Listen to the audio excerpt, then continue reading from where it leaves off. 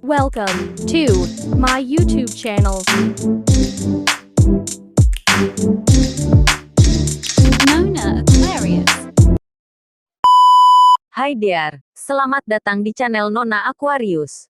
Sebelum lanjut ke videonya, jangan lupa like, komen, share, subscribe dan nyalain loncengnya. Agar kalian tidak ketinggalan video terbaru dari Nona. Cek videonya yuk. Judul novel, Jerat Iblis. Nama pena, Rens 09. Nama platform, Noveltoon atau Mangatun. Bab 1. Pagi itu, seorang wanita melangkahkan kaki dengan perlahan. Wanita itu menyusuri lantai rumah yang dingin dan kotor, keluar dari kamarnya. Seluruh badan terasa sakit dan remuk redam, Ningsih namanya. Namun, aneh sekali, dia tidak melihat ada bekas luka apapun. Samar-samar, wanita itu kembali mengingat kejadian semalam. Andai aku tidak mengikuti saran temanku itu, batin Ningsih bergejolak. Ah, semoga benar, jin yang semalam menikah denganku, semoga bisa membawa kekayaan untukku.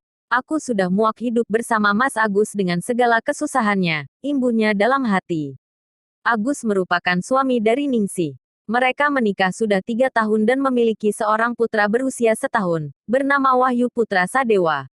Ningsih sengaja menyuruh Agus untuk mengajak Wahyu ke rumah neneknya ibu dari Agus di desa sebelah agar dia bisa melakukan sebuah ritual. Ritual menikah dengan jin, yang diajarkan oleh teman Ningsih, bernama Rati. Rati sudah melakukannya selama beberapa tahun. Dia berhasil menjadi kaya raya setelah menikah 3 kali dan suaminya meninggal semua. Rati mengajak Ningsih melakukan hal itu dengan ketentuan, jika menikah dengan jin maka setiap suami meninggal akan digantikan dengan harta kekayaan yang akan semakin bertambah. Hal ini memang sesat, mungkin pesugihan seperti inilah yang sering digunakan sebagai jalan pintas untuk mendapatkan harta secara gaib. Nyawa suami penganut pesugihan dijadikan sebagai pengganti harta yang jin itu berikan. Tidak hanya itu, pelaku pesugihan akan menjadi budak nafsu jin dan dilakukan setelah ritual itu dimulai. Himpitan ekonomi membuat Ningsih putus asa. Semalam, ritual itu sudah dilakukannya. Jin yang dinikahinya tak memperlihatkan wujud.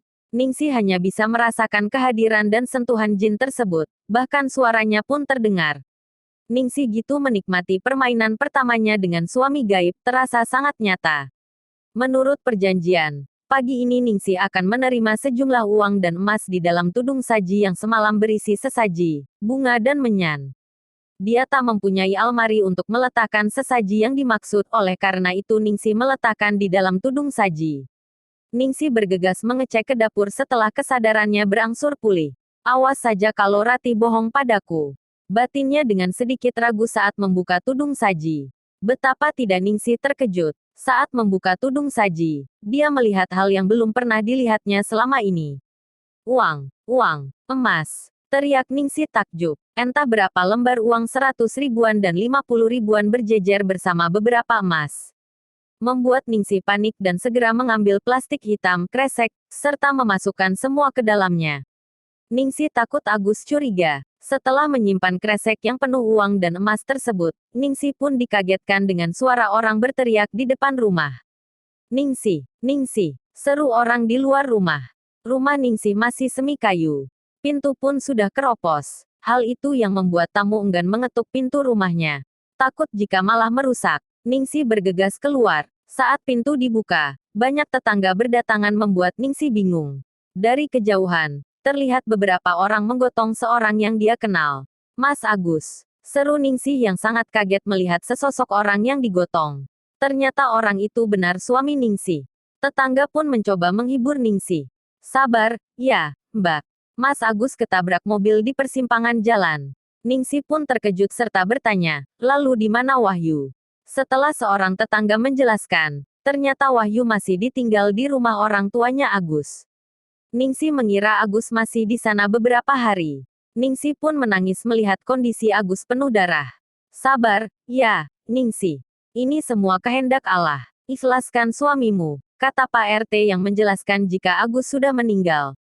Ningsih dibantu oleh warga sekitar menyiapkan semua persiapan untuk pemakaman Agus. Ningsih tak menyangka jika ritual itu sangat ampuh. Ternyata Rati benar. Uang datang, suami melayang. Batin Ningsih yang entah harus senang atau sedih. Ningsih tidak pernah menyangka jika hal inilah yang menjadi awal mula kisah perjalanan Ningsih di dunia kelam. Terjerat semua gemerlap dunia dalam genggaman tangannya. Mengorbankan nyawa demi sebongkah harta kekayaan dan menjadi istri makhluk gaib yang belum pernah dilihatnya. Asteris asteris asteris. 100 hari kemudian, hari ini, tepat 100 hari meninggalnya Agus. Setelah kejadian mengerikan itu, ibu mertua Ningsih sangat sedih hingga jatuh sakit. Meski hari ini Ningsih mengadakan acara 100 hari kepergian suaminya, keluarga dari pihak Agus tidak ada yang mau datang karena masih syok. Ningsih tak pernah mempermasalahkan hal itu. Baginya, keluarga Agus tetap menjadi keluarganya. Bahkan, Ningsih memberikan uang layatan pada ibunya Agus untuk berobat. Tentu saja dengan tambahan uang hasil pesugihannya menikah dengan makhluk gaib. Tanpa diketahui orang lain, Ningsih sudah membeli sebuah rumah di kawasan perumahan baru. Tepatnya, dekat dengan rumah Rati. Ningsih juga sudah mencari asisten rumah tangga untuk membantu serta menemaninya dan Wahyu di sana. Nama asistennya adalah Maxri, usia sekitar 50 tahun tapi sangat cekatan dan dapat dipercaya.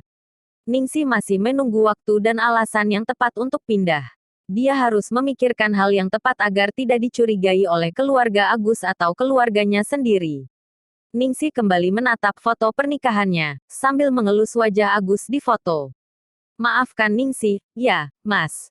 Ini semua demi masa depan Wahyu. Aku tidak mau hidup susah terus seperti itu. Maafkan Ningsih, ya, Mas dan terima kasih Mas sudah berkorban untuk kebahagiaan Ningsih dan Wahyu, anak semata wayang kita. Lirih Ningsih setelah mengadakan acara 100 hari kepergian suaminya. Ningsih sebenarnya ragu, entah hal ini salah atau benar. Namun, air mata Ningsih menetes mengalir gitu saja. Menangisi suaminya yang selama ini telah menyusahkan tapi saat ini bisa mendatangkan kekayaan untuknya. Asteris asteris asteris. 2 minggu berlalu dengan cepat. Pagi itu, Wahyu sedang belajar berjalan di rumah barunya. Ningsih sudah pindah ke rumah yang dia beli dengan hasil menumbalkan Agus. Wahyu sayang, jangan lari, ya. Nanti jatuh. Wahyu, kan belum lancar yang jalan, ucap Ningsih yang khawatir melihat anaknya belajar berjalan. Ningsih merasa sangat bahagia sudah pindah ke perumahan yang bagus nan Thanks mewah. for watching. Rumah Rati hanya berjarak 3 rumah dari rumahnya. Dia merasa bahagia karena dengan uang yang dimilikinya, tak perlu meninggalkan puteranya lagi untuk bekerja kasar.